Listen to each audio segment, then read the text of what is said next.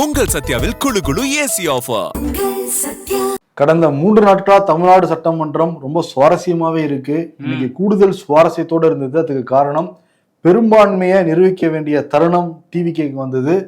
ஏற்கனவே பெரும்பான்மையை நிரூபிச்சுட்டு தான் அவர் பதவி ஏத்துக்கிட்டாரு முதல்வர் விஜயாக. ஏன்னா ஆளுநர் மாளிகையிலே அந்த பெரும்பான்மையை நிரூபிக்க வேண்டிய அவசியம் ஏற்பட்டு எனக்கு இத்தனை எம்எல்ஏக்கள் ஆதரவு இருக்குன்னு அங்கேயே கடிதம்லாம் கொடுத்துட்டு தான் வந்தாரு. ஓகே, இப்ப கூடுதலா இருக்கும்னு எல்லாருக்குமே தெரியும். அந்த கூடுதல் எவ்வளவு அப்படிங்கறதான் இருந்தது. மேஜிக் நம்பர் அப்படின்னு பாக்குறப்ப 118 தான். அந்த மேஜிக் நம்பர்ங்கிறது டிவிக்கு அச்சீவ் பண்ணல. எலெக்ஷன்ல 108 தான் வந்திருந்தாங்க. அதுல ஒரு தொகுதி ரிசைன் பண்ணதுனால 107 ஆச்சு.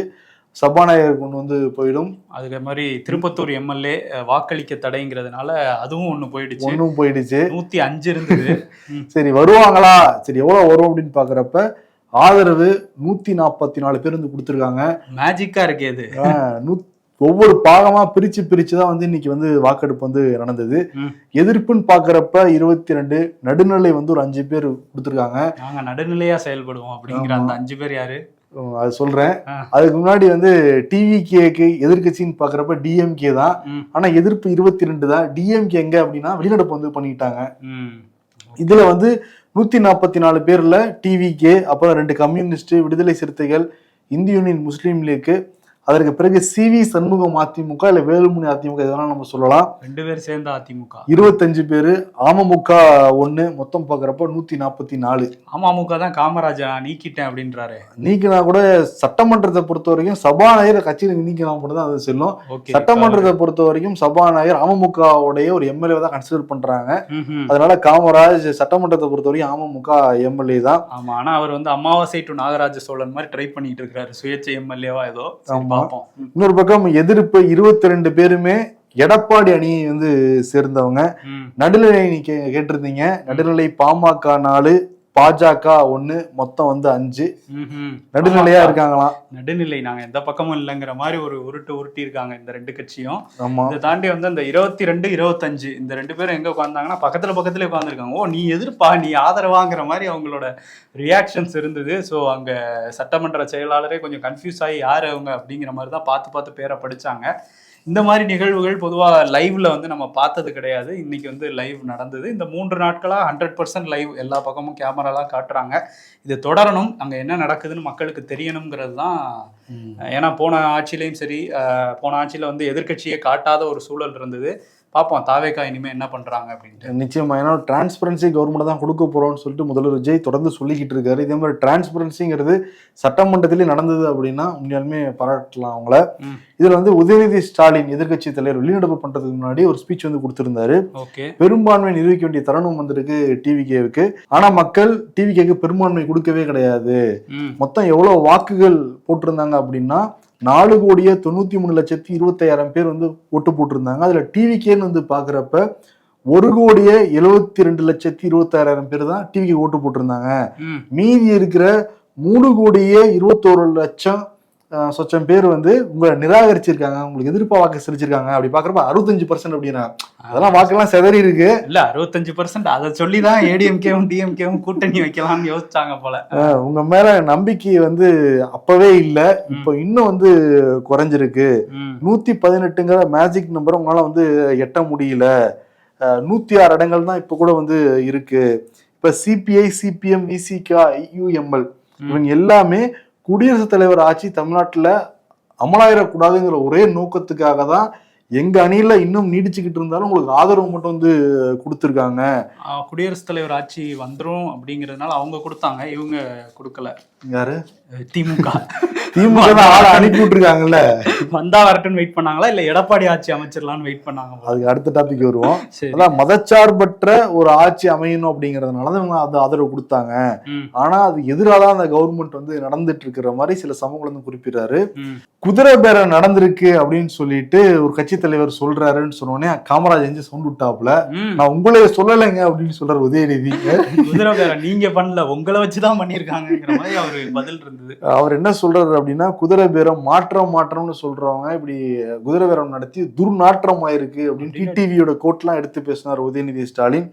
இதெல்லாம் தாண்டி இப்ப என்டிஏல அதிமுக பிளவுபட்டதுக்கு காரணமே, மிகப்பெரிய ட்விஸ்ட் காரணமே டிவிகே தான். புதிய முதல்வர் அங்க போறப்ப புதிய சோஃபாலாம் வந்து போகுது, புதுமையான ஆட்சின்னு பாக்குறப்ப இது புது சோஃபா ஆட்சியா வந்து இருக்கு. அதே மாதிரி புஷ்பா பட பாணியில் வந்து ஆட்சி வந்து நடத்துறாங்க. சேஞ்சுன்னு சொன்னாங்க. எக்ஸ்சேஞ்சா இருக்கிறதா வந்து நாங்க கேள்விப்பட்டுக்கிட்டு இருக்கோம். மக்கள் மீது அப்பயே உங்களுக்கு நம்பிக்கை இல்லை, இப்பயும் வந்து நம்பிக்கை இல்லைங்கிற மாதிரி ஒரு ஸ்பீச் வந்து முடிச்சிருந்தாரு. அப்புறம் கூவத்தூரை மிஞ்சுற அளவுக்கு இங்க கூத்து நடக்குது அப்படின்னு வந்து பேசியிருந்தாரு உதயநிதி. ஆமா, பேசியிருக்காரு. இதை வந்து அவங்க கூட்டணியில இன்னமும் இருக்கிற, ஏன்னா விசிகா அவங்கலாம் இந்த பக்கம் ஆதரவுன்னு வந்துட்டாங்க. அதை தாண்டி அங்க சில கட்சிகள் இருக்காங்க, கொங்கு நாடு மக்கள் கட்சி, மக்கள் தேசிய கட்சி, இவங்கெல்லாம் வந்து எதிராக நாங்க வாக்களிப்போங்கிற மாதிரி அங்கேயே பேசியிருந்தாங்க. பேசிட்டு அவங்களும் வெளிநடப்பு பண்ணியிருக்காங்க. இதுல பிரேமலதா விஜயகாந்த் அவங்களும் வந்து விஜய் வந்து முதல்வர் விஜய் வந்து ஒரு லென்த்தா பாராட்டிட்டு, அதுக்கப்புறம் ரிக்கி ராதன் பண்டிட் அவர் வந்து உங்களோட ராஜகுரு அப்படி இருக்கும்போது, அதாவது ஜோதிடர், அவரை போய் அரசு பதவிக்கு கொண்டு வரீங்களே அப்படிங்கிற கேள்வியை வந்து வச்சிருந்தாங்க. வச்சுட்டு நாங்க வந்து இதை எதிர்த்து தான் வாக்களிப்போம்னு சொல்லியிருந்தாங்க. ஆனா வெளிநடப்பும், அதாவது திமுக கூட்டணியில இருக்கிறதுனால அவங்க வெளிநடப்பு பண்ணிட்டாங்க. வேணா அவங்க பர்சனலா வச்சுக்கோங்க, நீங்க தான் மன்னராட்சி நடக்குது அப்படின்னீங்க, மன்னராட்சியில ராஜகுரு பக்கத்துல வச்சுப்பாங்க. இப்ப இங்க மன்னராட்சியா நடந்துகிட்டு இருக்கு, பர்சனலா வச்சுக்கோங்க, எப்படி அரசாங்க பதவி கொண்டு வரலாம் அப்படின்லாம் கேள்வி எழுப்பியிருந்தாங்க பிரேமலதா விஜயகாந்த். நிறைய அதே மாதிரி தமிழ்நாட்டில் இது வரைக்கும் குதிரை பேரம் நடந்ததே கிடையாது, முதல் முறையா தமிழ்நாட்டில் இதெல்லாம் வந்து நடந்துகிட்டு இருக்கு குதிரை பேரம்ங்கிறது. அதே மாதிரி முகத்தை மூடிட்டு யாரும் உங்களை சந்திக்க வந்தா அதெல்லாம் நீங்க வந்து வெளிப்படையா சொல்லுவீங்க, நான் எதிர்பார்க்கிறேன்னு நிறைய கேள்வி கேட்டாங்க. இதெல்லாம் மக்கள் இருக்கிற ஒரு கேள்விதான். ஆமா, ஏன்னா முகத்தை மூடிட்டு வந்தவர் யாருன்னா அந்த காமராஜ் அப்படிங்கிற ஒரு தகவல் இருக்கு. அவர் பக்கத்துல தான் உட்கார்ந்துருந்தாரு, பிரேமலதா பக்கத்துல. ஸோ அவர் வந்து அந்த கேள்வியெல்லாம் கேட்டிருந்தாங்க. அதுக்கப்புறம் சௌமியா அன்புமணி அவங்களுமே பேசியிருந்தாங்க. நாங்கள் நடுநிலை வகிக்கிறோம்னு சொல்லிட்டு அவங்க ரொம்ப நேரம் வந்து அந்த இதை பற்றி பேசியிருந்தாங்க, போதை ஒழிப்பு. அந்த மதுக்கடைகள் 717 கடைகளை நீங்கள் மூடி இருக்கீங்க, அதை வரவேற்கிறோம், இன்னும் நிறைய பண்ணணும், அது வந்து நிறைய பிளாக்ல விற்கிறது அதெல்லாம் சுட்டி காட்டினாங்க. பெண்கள் வெளியே போக முடியாத ஒரு சூழல் இருக்கு, இதுக்கு தனியாக ஒரு டிஜிபி போடுங்க, அந்த சிங்கப்படை பிரிவுன்னு ஒன்று சொல்லியிருக்கீங்களா, அது டிஜிபி போடுங்க அப்படின்லாம் சொல்லி நிறைய பேசியிருந்தாங்க. அதெல்லாம் முதல்வர் விஜய் வந்து நோட்ஸ்லாம் வந்து எடுத்துக்கிட்டு இருந்தாங்க. குறிப்பாக அவங்க என்ன சொல்றாங்கன்னா, இதெல்லாம் தான் பெண்களுடைய ஆதங்கத்தை தான் பிரதிபலிச்சாங்க சௌமியா அன்புமணி. தமிழ்நாடு முழுக்க அடுத்த ஜென்ரேஷன் நினைச்சிடுறாங்க, ரொம்ப வந்து வருத்தப்பட்டுக்கிட்டு இருக்கோம், எங்க பேரம்பேத்தி காலத்துல இன்னும் போதைகள் அதிகமாயிடுமோ, அவங்களை எப்படி நாங்க வளர்த்த போறோங்கிற ஒரு பதவியோடு தான் இருக்கோம், நீங்க நினைச்சா முடியும் அப்படிங்கறது ஒரு ஆணித்தரமாவே அழுத்த நிறுத்தமா வந்து சொன்னாங்க. தமிழ்நாட்டு மக்கள் கோரிக்கையே வந்து அதுதான், போதை ஒழிப்பு, மது ஒழிப்புங்கிறது. ஆமா, கண்டிப்பா. அதே மாதிரி இந்த முந்தைய ஆட்சியோட நலத்திட்டங்கள் எல்லாம் செயல்படுத்தணும் நீங்களும் அப்படின்னு சொல்லிட்டு உதயநிதி உட்பட நிறைய எதிர்கட்சியில இருக்கிறவங்களும் சரி, இந்த சைடு விஜய்க்கு ஆதரவு கொடுத்தவங்களும் வந்து கேட்டிருந்தாங்க. அதுக்கு வந்து முதலமைச்சர் பதில் சொல்லும் போது அந்த பதில் உரையில வந்து அதையும் அட்ரஸ் பண்ணியிருந்தாரு. முதல்ல என்னன்னா, அந்த நலத்திட்டங்கள் நிச்சயமா தொடரும், இது ஒரு மதச்சார்பற்ற அரசா இருக்கும், இதெல்லாம் வந்து நான் உறுதி கொடுக்குறேன் அப்படின்னு சொன்னவர். அந்த பிரேமலதா அவர்கள் வந்து இந்த மாதிரி சொல்லியிருந்தாங்க சில விஷயம், அதை பத்தி நான் ரீதிங்க் பண்ணுவேன் அப்படின்னு சொல்லியிருந்தாரு. அது ரீதிங்க் பண்ணிட்டாரு. சட்டசபை முடிஞ்ச உடனேயே அந்த பண்டிட் ரத்தன் பண்டிட் அவரை வந்து அந்த அரசு பதவியில கொடுத்துருந்தாங்க. அரசவை இல்ல, அரசு பதவி, அதை வந்து இப்ப நாங்க வாபஸ் பெற்றிருக்கிறோம்னு அறிவிச்சிருக்கிறாங்க. இதை வந்து சிபிஎம் சண்முகம் வந்து வரவேற்றிருக்காரு. நாங்க ஒரு விமர்சனம் வச்சோம்னா அதை உடனே வந்து ஏத்துக்கிட்டு செயல்படுறது ஒரு சிறந்த பண்புன்னு சொல்லி பாராட்டியிருக்காரு சொல்றாங்க. ஆனா போட்ட மொதல் அப்பாயின்மெண்ட்டே வாபஸ் வாங்கியிருக்காரு விஜய். ஆமா, அது வந்து வாபஸ் வாங்கியிருக்காங்க. அதை தாண்டி நிறைய ஐஏஎஸ் டிரான்ஸ்ஃபர்ஸ் அந்த மாதிரியான விஷயங்களும் நடந்துகிட்டு இருக்கு நம்ம இதுல. அதுக்கப்புறம் குதிரை பேரம், அந்த குற்றச்சாட்டுக்கு குதிரை வேகத்துல வேணா இந்த அரசு செயல்படுமே தவிர குதிரை பேரத்துல ஈடுபடாதுன்னு பதில் சொல்லியிருக்காரு. ஆக்சுவலி எதிர்கட்சி தலைவர் குற்றச்சாட்டு வைக்கிறப்ப முதல்வர் இருந்துச்சு பதில் சொல்லுவாங்க, இல்ல அந்த கட்சியார் இருந்துச்சு பதில் சொல்லுவாங்க. பட் முழுக்க பேசுறதுட்டு தான் வந்து பதில் சொன்னாங்க. அப்போ ஆக்ரோஷமா அதை பதில் சொல்லுவாருன்னா நான் எதிர்பார்த்தேன். பட் ரொம்ப சட்டிலா தான் பேசினாரு முதல்வர். ஆமா, அதெல்லாம் தாண்டி வந்து அவர் என்ன சொல்றாரு அப்படின்னா, இது சிறுபான்மை அரசு தான், சிறுபான்மையினருக்கான அரசு தான் அப்படின்லாம் கூட சொன்னார். அவர் ஏத்துக்கிறாரு. அவர் அதை மைனாரிட்டி கவர்மெண்ட் நீங்க எங்களை பார்த்து சிரிக்கலாம், பட் மைனாரிட்டிஸ்க்கான கவர்மெண்ட்டுங்கிற மாதிரி அதை அவர் மாத்திக்கிட்டாரு. மொத்தத்துல 3 நாள் சட்டமன்ற நிகழ்வுங்கிறது ரொம்ப சுவாரஸ்யமா இருந்தது. அடுத்து திருப்பி பஞ்சாயத்தை கூட்ட போறாங்கன்னு தெரியல, பெரும்பான்மையை நிரூபிங்க அப்படின்னு. ஆமா, பார்க்கலாம். பட் இப்ப அவை வந்து தற்காலிகமாக ஒத்திவைக்கப்பட்டிருக்கு. ஆமா, தேதி குறிப்பிடாம. அடுத்து பார்ப்போம் எப்ப கூட்டுறாங்க அவையன்ட்டு.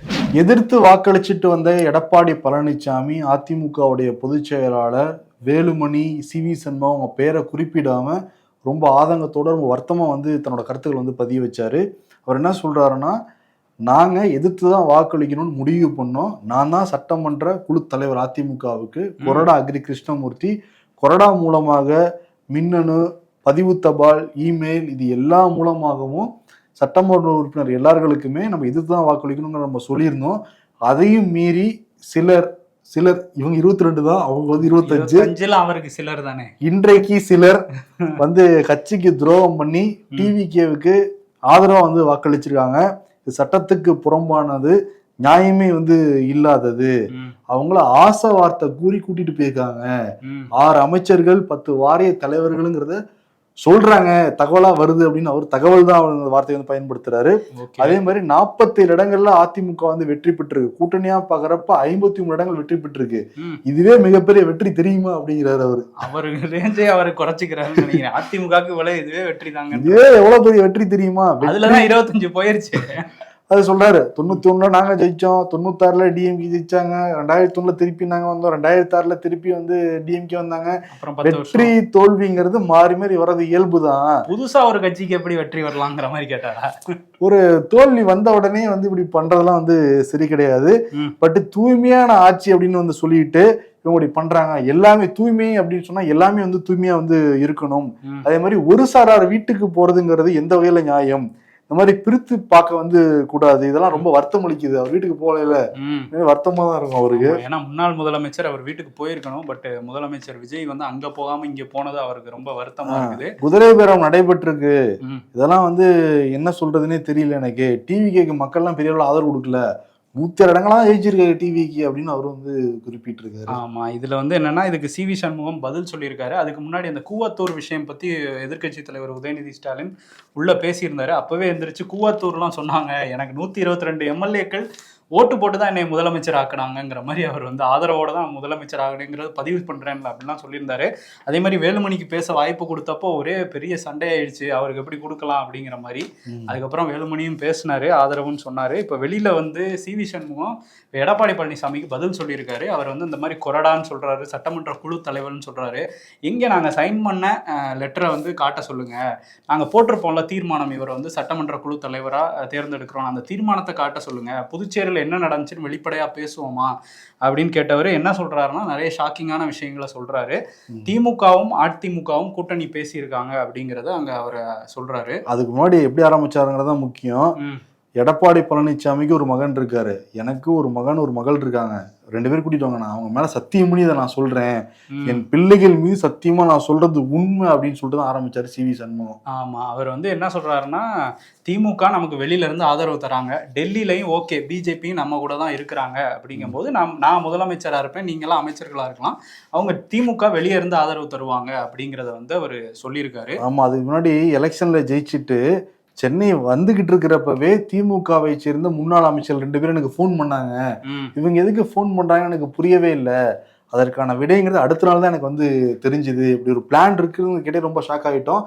அப்பவே நாங்க வந்து கேட்டோம் எடப்பாடி கிட்ட, அது எப்படி காலங்காலமா நம்ம வந்து திமுக எதிர்த்து அரசியல் பண்ணிக்கிட்டு இருக்கோம், எப்படி முடியும் அப்படின்றப்ப நான் டெல்லி பேசிட்டேன் அப்படின்ட்டு டெல்லி ஸ்கில் காட்டிருக்காங்க. அதான் வந்து நம்ம தமிழ்நாடு ஆளுநர் வந்து ஓகே நான் டிஎம்கே வந்தா கூட பதிவு செஞ்சு வைப்பேன் சொல்லியிருக்காரு. நம்ம எல்லாம் அன்னைக்கே நம்ம பதிவு வச்சதான். ஆமா, நம்ம சொன்னது. அதே மாதிரி திருமாவை முதல்வர் ஆக்குறதுக்கு ஒரு இது நடந்தது அப்படிங்கிறது நமக்கு வந்து தகவலை வச்சு நம்ம சொன்னோம். இதுல என்னன்னா, அதை வந்து வன்னியரசுமே அன்னைக்கே உறுதிப்படுத்துற மாதிரி பேசியிருந்தாரு. துணை முதல்வர் என்ன முதல்வரே ஆவார் நம்ம எழுச்சி தமிழர்லாம் பேசியிருந்தாரு. இப்ப அதையுமே என்ன சொல்றாருன்னா, திருமா வந்து முதல்வராக்கிட்டு விசிக தலைவர் திருமாவளவனை முதல்வராக்கிட்டு திமுக அமைச்சரவையில் இடம்பெறலாங்கிற ஒரு ப்ரப்போசலும் திமுகல இருந்து வந்தது. அதுக்கு வந்து அவர் எடப்பாடி பழனிசாமி ஏத்துக்கல திருமா முதல்வராகிறத அப்படின்னு அவர் சொல்லியிருக்காரு. இதுல என்னன்னா, ஆனா நான் தான் முதல்வரா இருப்பேன், அப்போ யார் ஆட்சிக்கு இருப்பா அப்படின்னா விசிக முதல்வர் அப்படிங்கிற மாதிரி தான் வரும், அப்புறம் எப்படி அவங்களுக்கு பேர் வர மாதிரி பேரக்கூடாதுன்னு சொல்லிட்டு இவர் முதல்வர் ஆனா ஓகேவா, இல்லைன்னா இவன் இல்லாட்டி யாரும் முதல்வர் ஆகக்கூடாது, நம்ம எதிர்கட்சியா செயல்படணும், அது எப்படி எடுத்துக்க முடியும். இன்னொன்னு டிவிக்கு என்ன சொல்றாங்க, காலங்காலமா வந்து நம்ம தீய சக்தி திமுகன்னு சொல்றோம், அதே தான் வந்து டிவிக்கும் சொல்றாங்க, அப்ப அவங்க கூட ஜாயின் பண்றதானே நல்லது அப்படின்னு நாங்க சொன்னோம், அவரு ஏத்துக்கலாத. ஆமா, இதுல இன்னொரு விஷயம் என்னன்னா, இப்ப வன்னியரசு ஒரு பதிவு போட்டிருக்கிறாரு. அவர் என்ன கேட்கிறாருன்னா, ஒரு தலித் தலைவர் வந்து முதல்வர் ஆகிறத ஏன் எடப்பாடி பழனிசாமி விரும்பல அப்படின்னு கேட்டிருக்காரு. ஸோ இதை கன்ஃபார்ம் பண்ணியிருக்காருன்னு நம்ம எடுத்துக்கலாம். திமுக அதிமுக சேர்ந்து டிவிகே ஆட்சி அமைக்கிற தடுக்கிறதுக்காக ஒன்று சேர்ந்திருக்காங்க அப்படிங்கறத புரிஞ்சுக்க முடியுது. இது எல்லாமே நம்ம அப்பவே சொன்னோம். பல பேர் நமக்கு வந்து எதிர்ப்புலாம் தெரிவிச்சாங்க. ஏன் கற்பனை விஷயங்கள்லாம் சொல்றீங்க அப்படின்னு. நம்ம உறுதிப்பட்ட தகவல் தான் நம்ம வந்து சொல்றோம், எப்பயுமே சொல்றோம். இப்போ இதுல முக்கியமான மேட்டர் என்னன்னா, சிவி சண்முகம் வேலுமணி வந்து பேசினாரு. அவர் என்ன சொல்றாருன்னா, நாங்க ஃபர்ஸ்ட்ல இருந்தே சொல்லிட்டு தான் இருக்கோம், வந்து செங்கோட்டையனை செத்துவோங்க, ஓபிஎஸ் வந்து செத்துவோங்க, அவங்களாம் நீக்க கூடாதுன்னு நாங்க சொன்னோம். கட்சியில இருந்து எல்லாத்தையும் நீக்கிட்டு இருந்தா கட்சி கட்சியில எங்கதான் இருக்கும். இப்பயும் பாருங்க, நாங்க என்ன சொல்றோம்னா, தினகரனை சசிகலா சின்னமாவே சேர்த்துவோம் கட்சிக்குள்ளார அப்படின்னா, இப்பயும் நான் கட்சியை உடைக்கணும்னு நினைக்கவே இல்லை. நாங்க ஏடிஎம்கேல தான் இருக்கோம். பொதுச் செயலாளர் எடப்பாடி பழனிசாமி தான், அதுல எந்த விதமான மாற்றங்களுக்கு இல்ல. இன்னும் கட்சி வளரணும்னு தான் நாங்க வந்து நினைக்கிறோம் அப்படின்னு அவர் வந்து சொல்றாரு. கட்சி உடையிற மாதிரி கனவு கொண்டாங்கன்னு தெரியல. ஆனா கட்சி உடைஞ்சிருச்சுங்கிறது பொதுமக்கள், அதிமுக தொண்டர்கள் எல்லாருக்குமே தெரியுது. அந்த ஓட்டிங் பேட்டர்ன்லயே வந்து நம்ம தெரிஞ்சுக்கிட்டோம் சட்டமன்றத்தில் நடந்ததுல. இதெல்லாம் உண்மையான அண்ணா திமுக தொண்டர்கள் நிர்வாகிகளுக்கு மிகப்பெரிய வருத்தம். பல பேர் நம்மளை கூப்பிட்டு புலம்புறாங்க, எப்படி இருந்து கட்சி தெரியுமாப்பா, இப்படி ஆகி போச்சுப்பா. 2 பேருமே சுயநலவாதிகள் தான் சொல்றாங்க. 2 கோஷ்டியுமே சுயநலவாதிகள் தான். அது ஆமா, அவங்க வந்து ஒரு பக்கம் பதவிக்காக அங்க போறாங்க, இன்னொரு பக்கம் இவர் பதவிக்காக திமுக கிட்டே போயிருக்காரு. திமுகவே கூப்பிட்டு இருந்தா கூட நம்ம அதை யோசிச்சிருக்கலாமா? எடப்பாடி பிஜேபியோட பேசிட்டு திமுகவோடையும் பேசியிருக்காங்க. இதெல்லாம் வந்து எங்களுக்கு வேதனையா இருக்குன்னு ரத்தங்கள் புலம்புறாங்க. இன்னொன்று, இது வந்து திமுக தரப்பு தொடர்ந்து மறுத்துட்டு தான் இருக்காங்க. RS பாரதியா இருக்கட்டும், ஸ்டாலினா இருக்கட்டும், அப்பெல்லாம் இல்லைங்கிற மாதிரி சொல்றாங்க. பட் இந்த பேபி வந்து ஒத்துருக்காரு. வாசுகி சிபிஎம்ல வாசுகி சொல்லியிருக்காங்க. அப்புறம் வன்னியரசு ஹிண்ட் கொடுத்துருக்காரு. இதெல்லாம் தாண்டி சிவி சண்முகம் இதாங்க நடந்தது, என் பிள்ளைமலை சத்தியம் வந்து சொல்லியிருக்காங்க. பட் கற்பனைக்கு அப்பாற்பட்ட விஷயத்த கூட திமுக யோசிச்சிருக்கு, அதிமுக யோசிச்சிருக்குங்கிறதே நம்மளால வந்து ஏத்துக்க முடியாத மாதிரி தான் இருக்கு. ஆமா, இதெல்லாம் வந்து நடந்திருக்குது. இதெல்லாம் தாண்டி தான் விஜய் இன்னைக்கு வந்து சிஎம்மா பெரும்பான்மை நிரூபிச்சிருக்கிறாரு. இதுல வந்து எடப்பாடி நியமித்தவர் தான் கொறடான்னு அடிச்சு சொல்றாரு இன்பதுரை. பட் கொறடாவை நியமிக்கணும்னா எல்லா எம்எல்ஏக்களும் சேர்ந்து தான் முடிவெடுக்கணும். அப்படி ஒரு சம்பவமே நடக்கலைங்கிறாரு சிவி சண்முகம். ஸோ சபாநாயகர் தான் இதுல என்ன முடிவெடுப்பாங்க அப்படிங்கிறத நம்ம பார்க்கணும். இன்னொரு பக்கம் வெளியிலிருந்து உதயநிதி சட்டமன்றத்துக்குள்ள எதிர்த்தாரு அப்படின்னா, வெளியில இருந்து ஸ்டாலின் எதிர்த்துக்கிட்டு இருக்காரு டிவிகே அரச. ரிட்டர்ன் கிஃப்ட் என்ன கொடுக்க போறீங்க அதிமுகவுக்கு? அந்த 25 பேருக்கு அவங்க வந்து உங்களுக்கு ஓட்டு போட்டிருக்காங்க. நீங்க தூய சக்தி இல்ல, தூக்கும் சக்தி, அடுத்த கட்சியில இருந்து ஆட்களை தூக்கும் சக்தி, குதிரை பேரம் நடந்திருக்குன்னு வந்து அவரும் சொல்றாரு. ஓகே, டிவிகேல இருந்து இதுக்கு என்ன பதில் வருது அப்படிங்கறதெல்லாம் நம்ம பார்க்கணும். சிவி சண்முகம் தான் பதில் சொல்றாரு டிவிகே மேல வைக்கிற குற்றச்சாட்டுக்கு. என்னன்னா, சிவி சண்முகம், வேலுமணி, விஜயபாஸ்கர் இவங்கெல்லாம் அமைச்சர் ஆகிறாங்கன்னா, 8 பேருக்கு அமைச்சர் போஸ்ட் கேட்டதா தகவல். இவங்க 4 பேருக்கு கொடுக்கலாம் அப்படின்னு சொல்லிடுறாங்களா டிவிகேல இருந்து. அப்ப தூய சக்தி தானே அது? 4 பேர் சக்தி மற்றும் பலர்லாம் சொன்னாங்க. இவங்க 3 பேருக்கு கன்ஃபார்ம் வந்து சொல்றாங்க. இப்பவே சொல்றேன், வேலுமணி, விஜயபாஸ்கர், சிவி சண்முகம். பேட்டியில முன்னாடி 3 பேர் நின்னா அந்த 3 பேருக்கு பதவி. இன்னொருத்தர் யாருன்னு தெரியல, நத்தம் விஸ்வநாதனா இல்ல வேற யாருங்கிறது தெரியல. மீதி சிலருக்கு வந்து வாரிய தலைவருங்கிறதுமே சொல்லப்படுது. அவ்வளவுதான், பெரும்பாலும் எதிர்ச்சிட்டாங்கல்ல. இப்ப அடுத்து இன்னும் அமைச்சரவை வந்து விரிவாக்கம் பண்ணுவாங்க வரும் நாட்கள்ல. அதுதான் வந்து முன்னாள் முதல்வர் மு.க. ஸ்டாலின் கேட்கிறாரு, உங்களை நம்பி எங்க கூட்டணி கட்சிகள்லாம் வாக்களிச்சிருக்கிறாங்க, இப்படி எல்லாம் பண்ணலாமாங்கிற கேள்வியை முன்வைக்கிறாரு. டிவிகே கிட்ட இருந்து இப்போ வரையும் பதில் வரல, வருமானம் தெரியல. சிவகங்கை திருப்பத்தூர்ல ஒரு வாக்கு வித்தியாசத்துல ஜெயிச்சவர் தான் சீனிவாச சேதுபதி. பெரிய கருப்பண்ணை எதிர்த்து ஒரு வாக்குல ஜெயிச்சாரு. ஞாயிற்றுக்கிழமை தான் வழக்கு வந்து போட்டிருந்தாரு. ஞாயிற்றுக்கிழமை விசாரிச்சது உயர்நீதிமன்றம். திங்கட்கிழமை வந்து சீனிவாச சேதுபதி அந்த பெரும்பான்மையில கலந்து கூடாதுன்னு உத்தரவுலாம் வந்து குறிப்பிட்டிருந்தாங்க. அதை எதிர்த்து உச்சநீதிமன்றத்துக்கு போயிருந்தாரு சீனிவாச சேதுபதி. அவருக்கு ஆதரவா யார் வழக்கறிஞர் ஆஜராயிருந்தா அப்படின்னா, அபிஷேக் சிங்வி, டிவிகே உடைய ஆஸ்தான் ஒரு வழக்கறிஞர் உச்சநீதிமன்றத்துல, காங்கிரஸ் தலைவர் அவரு. ஆமா, எதிர்த்து முகில் ரத்தகி அவங்க வந்து பண்ணியிருந்தாங்க. உச்சநீதிமன்றம் பல கேள்வி கேட்டிருக்காங்க. உயர்நீதிமன்றம் ஏன் அவசரமா வந்து இதை வந்து விசாரிக்கணும், அது இல்லாம இப்படிப்பட்ட உத்தரவுலாம் வந்து உடனடியாக வந்து கொடுத்துருக்க கூடாது, அதனால அந்த உத்தரவை நாங்க வந்து நிப்பாட்டி வைக்கிறோம், 2 வாரம் கழிச்சு 2 பேரோட விளக்கமும் கொடுங்க எங்களுக்கு, நாங்க பாத்துக்கிறோம் உச்சநீதிமன்றம் வந்து சொல்லியிருக்காங்க. ரொம்ப ஒரு காரசாரமான விவாதம் வந்து போயிருக்கு இந்த ஒரு வாக்கு வித்தியாசத்துல வெற்றி பெற்றதை வச்சு. ஆமா, அதெல்லாம் போயிருக்குது. இப்ப சீனிவாச சேதுபதிங்கிறது எம்எல்ஏ தான், இப்போதைக்கு டிவியோட எம்எல்ஏ தான். உச்சநீதிமன்றமே சொன்னனால அது யாரும் மறுக்க முடியாது. ஆமா, இதுல இன்னொரு விஷயம் என்னன்னா, நம்ம சட்டமன்றத்துக்குள்ள பதில் சொல்லலையே, முதல்வர் வந்து காரசாரமா உதயநிதியோட குற்றச்சாட்டுக்கு அப்படின்னு நம்ம சொல்லியிருந்தோம்ல, அது எக்ஸ்ல இப்ப பதில் சொல்லியிருக்கிறாரு. என்னன்னா தோல்வியில மூழ்கி திணற திமுக நம்ம மேல சேற்ற வாரி தான் வீசும். ஆனா மதச்சார்பற்ற சமூக நீதி கொள்கையில நம்ம அரசு வந்து சிறப்பாக செயல்படுங்கிற மாதிரிலாம் சொல்லியிருக்காரு. அதே மாதிரி ரியல்லாம் பேசியிருந்தார். இன்ஸ்டா ரீல்ஸ் மாதிரி இல்லாமல் ரியலாக அரசு நடத்துங்கன்னு. ரீல்ஸ் என்றும் ரியல் என்றும் தனது ரீல் அருந்து போனது தெரியாமல் திமுக திமிராக பேசுகிறது அப்படின்னு சொல்லியிருக்கிறாரு. அதே மாதிரி சட்டமன்ற நிகழ்வை இவங்க திமுக ஆட்சியில் இருந்தபோது ஆளுங்கட்சியான திமுக வந்து எதிர்த்தரப்பு பேசுறத மக்களுக்கு காட்டாம இருட்டடிப்பு செஞ்சாங்க. அந்த மாதிரிலாம் நம்ம பண்ணல, வெளிப்படையா எல்லாத்தையுமே வந்து காட்டியிருக்கோம் அப்படிங்கிறத பதிவு பண்ணியிருக்காரு. திமுகவுக்கு யதார்த்தமே புரியல. நமக்கு வந்து நம்ம தனியா நின்னோம் அப்படிங்கும்போது நமக்கு 35% வாக்குகள் விழுந்திருக்கு. இதுவே திமுக தனிப்பட்ட கட்சியா அவங்கள மட்டும், அதுவும் கூட்டணியோட நின்று அவங்களுக்கு மட்டும் தனியா பார்த்தோம்னா 24% தான் வந்திருக்கு. மக்கள் அவங்கள நிராகரிச்சுட்டாங்கிறதே புரிஞ்சுக்காம வந்து பேசுறாங்க அப்படிங்கிறத சொல்லியிருக்காரு. அதே மாதிரி கண்கள், காது, மூக்கு எல்லா வழியாகவும் அவங்களுக்கு பொறாமை புகை வந்துகிட்டு இருக்கு. ஆனால் மக்கள் மனதில் நம்ம அரசு வந்து புகழோட தான் இருக்குங்கிற மாதிரிலாம் பதிவு போட்டிருக்கிறாரு. ஓகே, அங்கேயே பேசியிருக்கலாம் விஜய், பட் வெளியில வந்து போட்டிருக்காரா? ஆமாம், போட்டிருக்கிறாரு. இதில் இன்னொரு விஷயம் என்னன்னா, முதல்வர் விஜயோட ஃப்ரெண்டு தான் முதல்வர் ரங்கசாமி புதுச்சேரியில். அவர் வந்து இன்னைக்கு பதவி ஏற்றிருக்கிறாரு. அதுவும் பதவி ஏற்கிறது 9:47 தான் நல்ல நேரம்னு சொல்லியிருப்பாங்க போல. அதுவரை வெயிட் பண்ணி அப்புறம் பதவி ஏற்றுக்கிட்டாரு. உதவியாளர்கிட்ட செக் பண்ணிக்கிறாரு, டைமை காமிக்கிறாப்புல. உதவியாளர் டைமை காமிச்சோன்னா கையெழுத்து போடுறாரு. அப்போதான் நம்ம நல்லாட்சி புரிய முடியும்னு அவருக்கு ஒரு நம்பிக்கை. பார்த்தியா இல்லையா, ஜோசியரை நியமிச்சதுக்கே எல்லா கட்சிகளும் குதிச்சாங்க. அங்க வந்து ஒரு ஜோசியரே முதல்வர் இருக்கிற போலதான் தெரியுது. டைம் பார்த்து வச்சு அவரே பண்றாரு. அவருக்கும் ஜோசியர் தான் சொல்லியிருப்பாங்க. ராகுல் காந்தி வந்து ஒரு கடிதம் எழுதியிருக்கிறாரு பிரதமர் மோடிக்கு. என்ன அப்படின்னா, சிபிஐ இயக்குநர்களை தேர்வு பண்ற இது வந்து ரொம்ப ஒருதலை பட்சமா நடக்குது அப்படின்னு சொல்றாரு. அது மட்டும் தான் ஒருதலை பட்சமா நடக்குதா இந்தியாவில்? தேர்தல் ஆணையரம் மாத்திட்டாங்க, அவங்களே தான் தேர்ந்தெடுத்துக்கிறாங்க. இதையும் மாத்த முயற்சி பண்றாங்க. அவங்களே தேர்ந்தெடுக்கலாம்ப்பா, சட்டத்து உட்பட்டு தேர்ந்தெடுக்கிறாங்க. ஆமாம், அந்த சட்டம் எப்படி இருக்குன்னா, பிரதமரால் நியமிக்கப்படும் அமைச்சர், எதிர்கட்சி தலைவர் ஒரு ஓட்டு அவருக்கு, இவங்களுக்கு 2 ஓட்டு, இப்படி இருக்குல்ல. இப்போ சிபிஐக்கு எப்படி இருக்குன்னா, அதுல வந்து பிரதமர், எதிர்கட்சி தலைவர், தலைமை நீதிபதி, இல்லைன்னா தலைமை நீதிபதியால் நியமிக்கப்படும் ஒரு நீதிபதி, இப்படி இருக்கு. இது அவங்களுக்கு பிடிக்கல, இதையும் மாற்ற பார்க்குறாங்கிற மாதிரி ராகுலோட கடிதம் இருக்கு. ஏன்னா இப்போ மே 24 சிபிஐ டைரக்டரோட பணிக்காலம் முடியுது. அதுக்கு ஒரு டைரக்டரை வந்து தேர்வு பண்ணணும்னு சொல்லிட்டு 69 பேர் லிஸ்ட்டு கையில் நேற்று தான் கொடுத்துருக்காங்க ராகுல் கிட்ட. அவர் வந்து முன்னாடியிலேருந்தே என்ன கேட்டுக்கிட்டு இருக்கிறாருன்னா, எந்தெந்த அதிகாரிகள் நீங்கள் பரிந்துரை லிஸ்ட்டில் இருக்கோ அவங்களோட பேக்ரவுண்ட் செக் பண்ணியிருப்பீங்கல்ல உளவுத்துறையை வச்சு, அந்த டீட்டெயில்ஸ்லாம் எனக்கு கொடுங்க, நான் அதை படித்து பார்த்துட்டு ஒரு ஆளை வந்து பரிசீலிக்கிறேன் அப்படின்னு சொல்லியிருக்காரு. ஆனால் அவங்க கொடுக்கவே இல்லை. கரெக்டாக அவர் போனோன்னா கொடுத்துட்டு இன்றைக்கே சொல்லுங்கிற மாதிரி கேட்டிருக்காங்க. அது எப்படி இன்னைக்கே சொல்ல முடியும்? அது 69 பேர் படிக்கிறதுக்கு ஒரு பேர் படிக்க 1 நிமிஷம் ஆச்சுன்னு வச்சுக்கோங்க, அதே 1 மணி நேரம் ஆயிரும். ஆமா, ஆனா மீட்டிங்கே 1 மணி நேரம் தான் நடந்திருக்கு. இந்த லிஸ்ட்டை கொடுத்துட்டு உடனே பேர் சொல்லுங்கன்னு இருக்காங்க.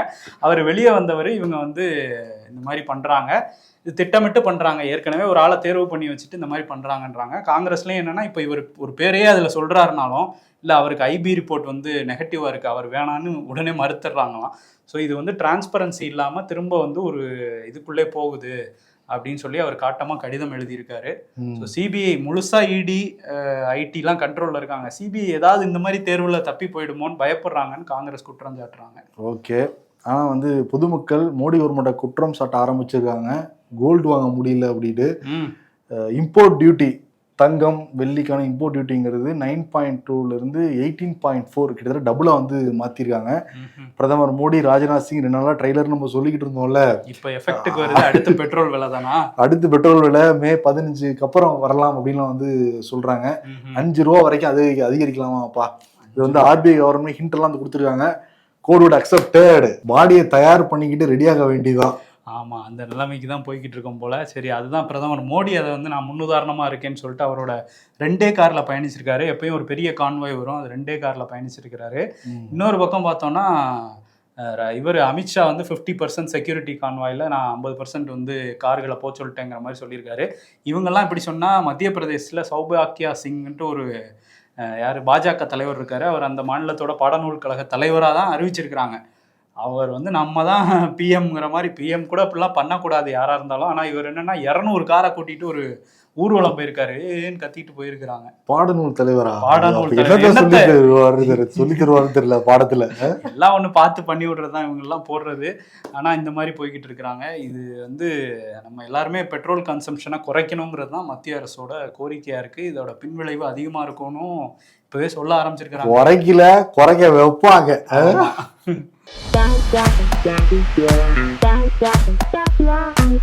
எல்லாத்தையும் கணிச்சேன், ஆனா என் நிலைமை அரசாங்க வேலை கிடைச்ச அடுத்த நாளே இப்படி போகும்னு கணிக்க மறந்துட்டேனேன்னு ராதன் பண்டிட் சொல்றாராம். மீண்டும் இரு அணிகளாக உடைந்தது அதிமுக. டேய் எங்க ஃபேமிலி கூட பரவாயில்லடா, நீங்க ரொம்ப மட்டமான ஃபேமிலியா இருக்கீங்களேன்னு மும்பை இந்தியன்ஸ் இவங்க போட்டிருக்காங்க.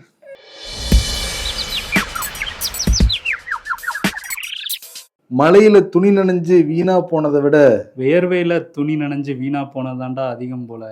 வேலை போயிடுச்சியா? ஜோசியர்கிட்ட பரிகாரம் கேட்கலாம்ல. யோ வேலை போனதே ஜோசி இருக்குதாயா?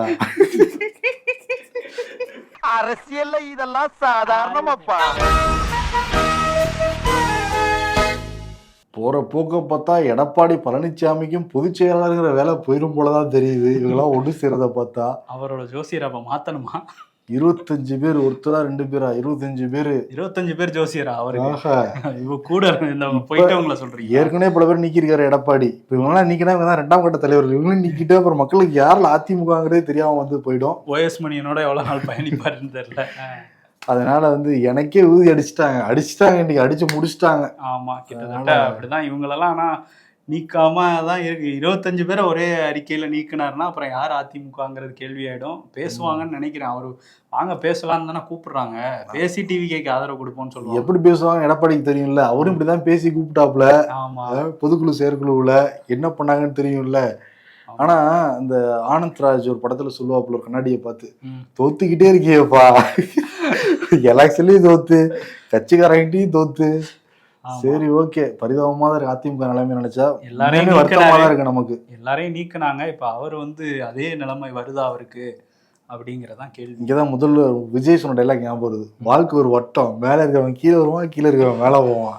ஆமா, அதுதான் வந்து அதிமுகக்குள்ள இப்ப நடந்துட்டு இருக்க மாதிரி தெரியுது. அதனால எப்பயுமே தன்னடக்கத்தோடு இருக்கிறது நல்லது. நல்லது. எல்லாத்தையும் அனுசரிச்சு போறது சால சிறந்தது. ஆமா, நன்றி.